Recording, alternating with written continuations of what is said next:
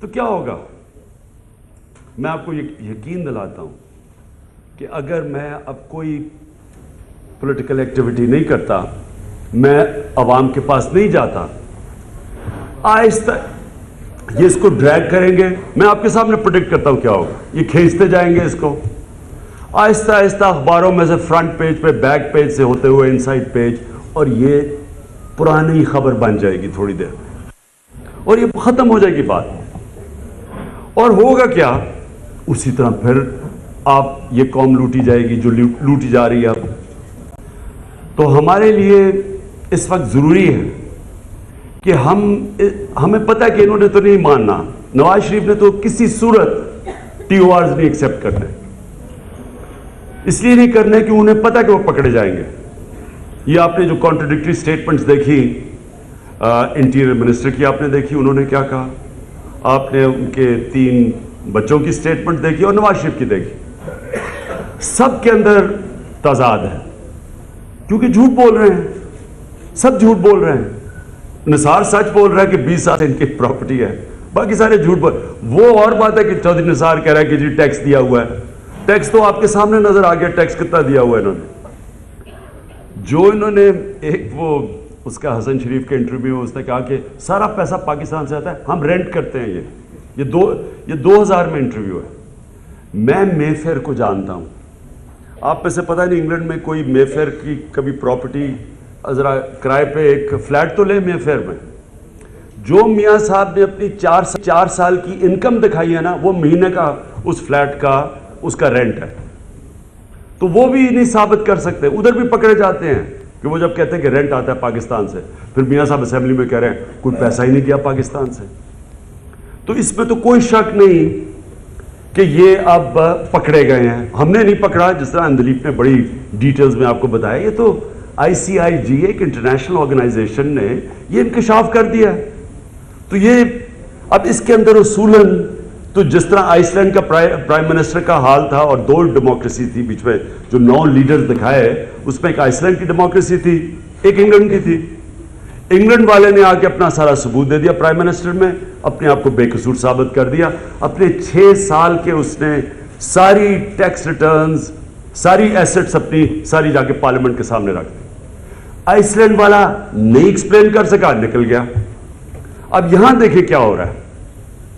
نہ وہ آ کے ایکسپلین کرتے ہیں، نہ سیدھی سی بات ہے ٹی او آرز. آپ اگر وہ ٹی او آرز پڑھ لیں، اگر کوئی آدمی بے قصور ہو، اس کو ان ٹی او آر سے کوئی گھبرانے کی ضرورت نہیں.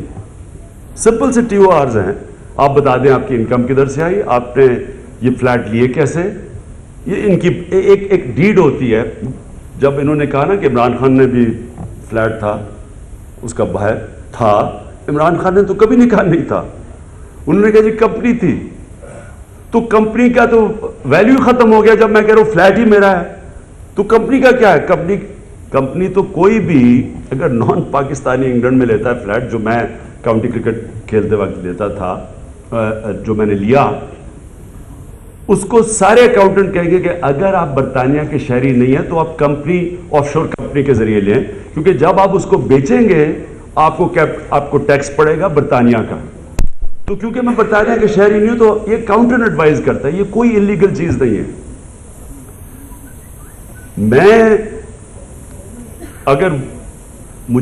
اگر میں نے کوئی غلط کام نہیں کیا تو میں تیار ہوں کہ انہی ٹی او آرز میں، جس کو ہم کہہ رہے ہیں نواز شریف آپ کا احتساب ہونا چاہیے، جب میں تیار ہوں، میرا تو نام پینما میں نہیں ہے، میں پھر کہتا ہوں میں تیار ہوں.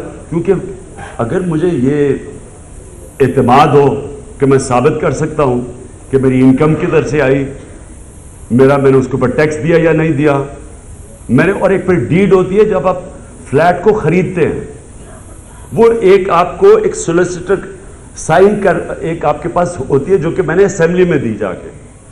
تو ہم یہاں صاحب کو کہتے ہیں آپ وہ ڈیڈ دکھا دیں، اس میں سارا کچھ پتہ چل جائے گا. اتنا لمبا، یہ تو کوئی 1 گھنٹے کی کام تھی جو آ کے برطانیہ کے پرائم منسٹر نے برٹش پارلیمنٹ میں کیا.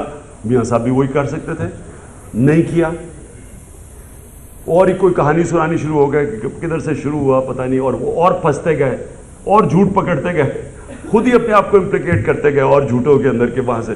یعنی پیسہ بھی انہوں نے اسمگل کر کے باہر نکالا تھا. اب تو یہ واضح ہے کیونکہ بھٹو کے دور میں تو قانون تھا ہی نہیں, آپ کو پرمیشن نہیں ملتی تھی پیسہ باہر لے جانے کے لیے, اور وہ اگر تھی تو آپ کے پاس ایک سرٹیفکیٹ ہونا چاہیے تھا.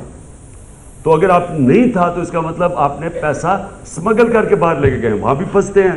پھر انہوں نے کہا BCCI, وہ جو ان کی گلف سٹیل تھی, وہ بھی یہ نہیں ثابت کر سکتے کہ اس میں سے $9 ملین انہوں نے کہا کمایا.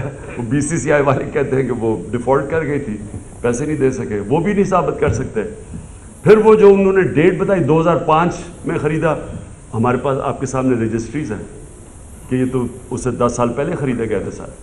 تو ہر چیز کے اندر واضح ہے, لوگوں کو کوئی چیز چھپی ہوئی نہیں ہے. جو پروفیشنلز ہیں آپ کو پتا ہونا چاہیے کہ اس میں ثابت کرنے کی کوئی چیز نہیں ہے.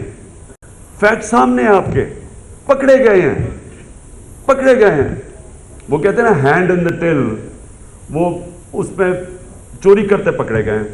اب اس کا کوئی سیدھی چیز تھی کہ اگر آپ, ڈاکٹر صاحبہ نے کہا نا کہ اگر شرم ہوتی تو واقعی اگر جن معاشرے کے اندر موریلٹی ہے, برطانیہ کی جو ان کی ڈیموکریسی ہے, اس کی جو لیڈرشپ ہے اس کی مورل اتھارٹی ہوتی ہے, اخلاقی قوت سے حکومت کرتا ہے.